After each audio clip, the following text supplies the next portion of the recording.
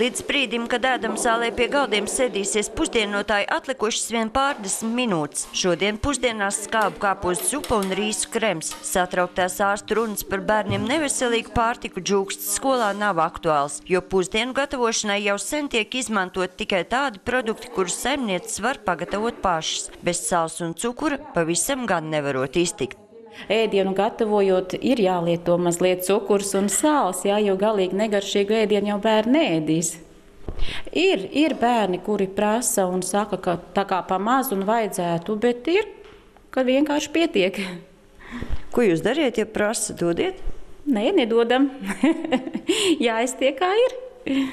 Viena porcija maksā 805 centīmus, no kuriem skolēns maksā 60. Iekļauties cenā izdodoties, jo ēdinātāji ir pašvaldības uzņēmums, produkti galvenokārt tiek iepirkti no apkārtnes zemniekiem, bet par ūdeni un elektrību samaksā pašvaldība. Pusdienas ir nevien lētas, bet arī garšīgas. Un kas tev garšo vislabāk? Kartupeļu zupas. Zupas tev garšo? Jā. Un vai tu mājās arī ēd zupas? Nē. Kāpēc? Tāpēc, ka skolā taisa garšīgākas. Lai arī lauku bērnu ēšanas paradumi ir veselīgāki, skolēni atzīst, ka bez neveselīgiem našķiem neiztikt. Un kā ar čipsiem, saldumiem, limonādēm? Katru dienu ēdu. Katru dienu, jā? Vai tavuprāt varētu iztikt bez?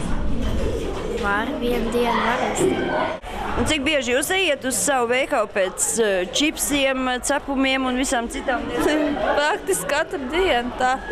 Kāpēc? Nepietiek ar tām pusdienām? Pietiek, bet vienkārši gribās tā arī uzkost kaut ko. Čipšus skolā tirgot aizliegts jau tagad, bet no nākamā gada no skolēdienu kartēm tiks izslēgt vēl virkni neveselīgu produktu. Skolas direktori uzskata, ka ēšanas kultūru ar aizliegumiem vien mainīt nevar. Es domāju, ka tad ir jābūt tādai ļoti valstiskai politikai, ka tas nenonāk arī veikalos un arī ģimenē es to bērniem nedodu. Sandra Leitāna, Andris Pāns, TV Spektrs.